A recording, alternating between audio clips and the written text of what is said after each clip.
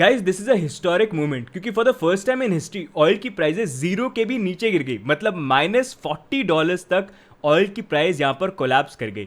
मतलब अगर आप ऑयल को खरीदने जाओगे तो यहाँ पर आपको ऑयल का बैरल तो मिल ही जाएगा फ्री में, साथ में आपको जो ऑयल का बैरल बेच रहा है वो भी $40 लेगा कि भाई तो ये ले जाओ ऑयल का बैरल, मुझे चाहिए नहीं।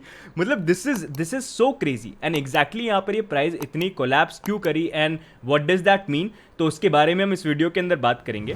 तो बेसिकली यूएस के अंदर ऑयल के फ्यूचर कॉन्ट्रैक्ट्स रन करते हैं जो मंथली बेसिस पर रन होते हैं। और यहाँ पर सबसे इंटरेस्टिंग चीज देखने की ये कि ये जो कॉन्ट्रैक्ट्स होते हैं इसके अंदर फिजिकल सेटलमेंट होता है।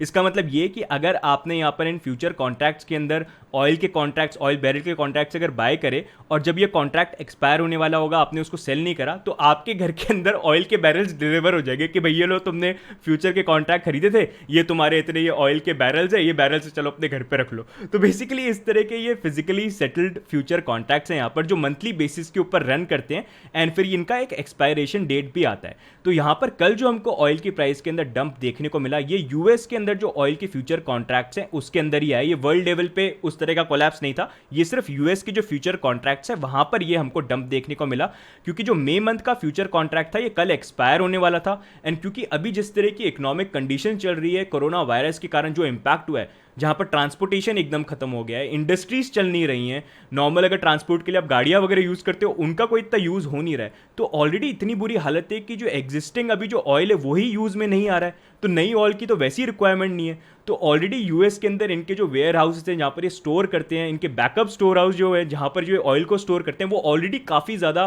फिल हो चुके हैं, तो नए ऑयल की वैसी रिक्वायरमेंट नहीं थी। और क्योंकि यहाँ पर अभी ऑयल को यूज़ करने की डिमांड तो है नहीं मार्केट में, लेकिन सप्लाई इतनी ज़्यादा है कि इतना सारा ऑयल आके पड़ा हुआ है तो उसका कोई मतलब नहीं बनता। तो इसीलिए हमको यहाँ पर मई मंथ के जो कॉन्ट्रैक्ट थे उसके अंदर हमको प्राइस कोलैप्स देखने को मिला। अभी जो ये मई मंथ का कॉन्ट्रैक्ट है अब ये ओवर हो गया, अब जो नया कॉन्ट्रैक्ट यहाँ पर चालू हो गया ये आप जून का देख सकते हो, जिसमें ऑलरेडी अभी $15.98 की प्राइस चल रही है। अभी सुबह जब इसकी ओपनिंग हुई थी अराउंड $20 था, तो फिर से इसके अंदर ऑलमोस्ट $4 का फॉल फिर से इसके अंदर आ गया है।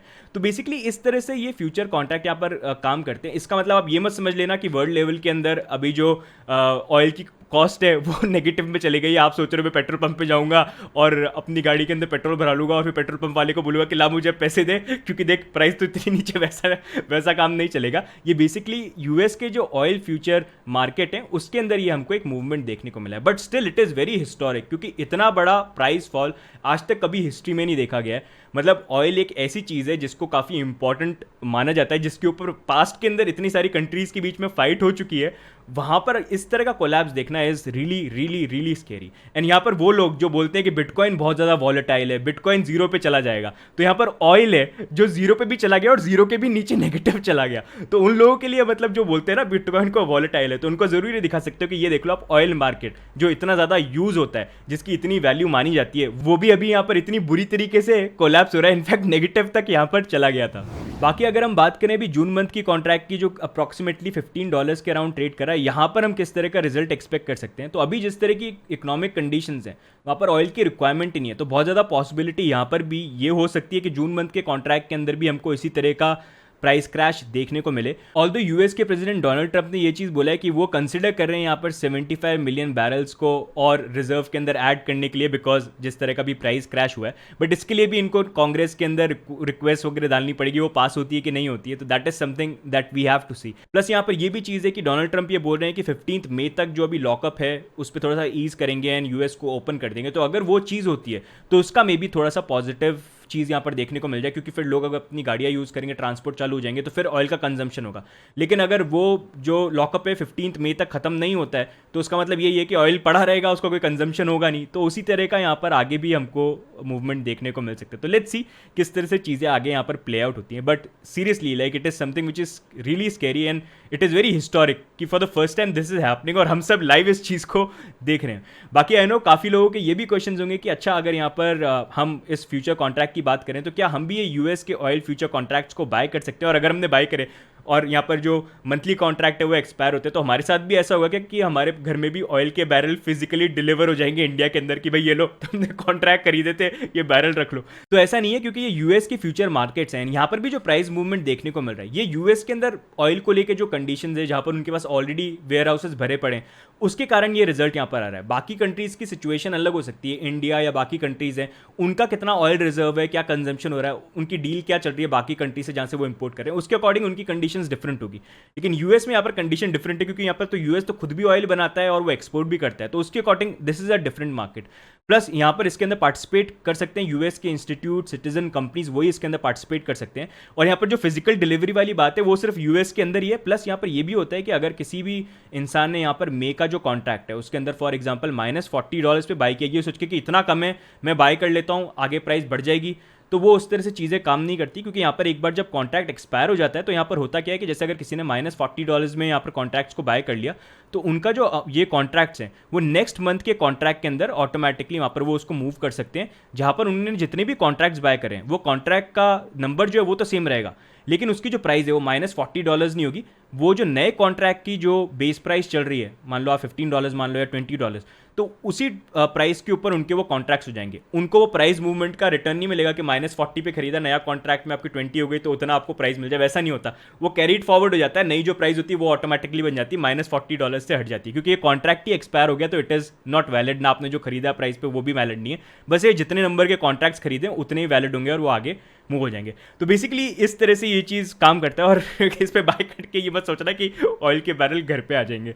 अब काफ़ी लोग मुझसे ये भी क्वेश्चन पूछे थे कि क्योंकि यहाँ पर ऑयल की प्राइस के अंदर कोलैप्स देखने को मिला, तो क्या इसका नेगेटिव इंपैक्ट बिटकॉइन के ऊपर भी आ सकता है। तो according to my personal opinion I don't feel यहाँ पर ऑयल और बिटकॉइन के बीच में कोई को रिलेशन है, क्योंकि ऑयल को अगर आप खुद देखोगे किस तरह से यूज़ होता है, कितना ज़्यादा इन्फ्लुएंस है उसके अंदर सारी कंट्रीज़ का, तो उस according it is different. Bitcoin is a totally different asset. And वहीं पर अगर आप देखोगे ऑयल के अंदर जहाँ हमको नेगेटिव रेट्स देखने को मिल गई, यहाँ पर अगर आप बिटकॉइन को देखोगे यहाँ पर हमको 6% ड्रॉप देखने को मिला। And we talked about this, इसके बारे में लास्ट वीडियो में भी हमने बात करी थी कि अभी करंटली $7,300 का जो जोन है ये एक मेजर रेजिस्टेंस जोन है। यहाँ पर अगर हम इसको ब्रेक करके वीकली क्लोजिंग इसके ऊपर पाते हैं तो वो पॉजिटिव होगा, नहीं तो हम यहाँ पर रिजेक्शन हो जाएंगे और फिर हमको यहाँ पर प्राइस नीचे जाते हुए देखने को मिलेगी। अभी करंटली हम देखेंगे तो बिटकॉइन ने यहाँ पर एक हायर पॉइंट बनाया था, उसके बाद हमको प्राइस यहाँ पर नीचे गिरते हुए देखने को मिली, यहाँ पर एक लो बन गया।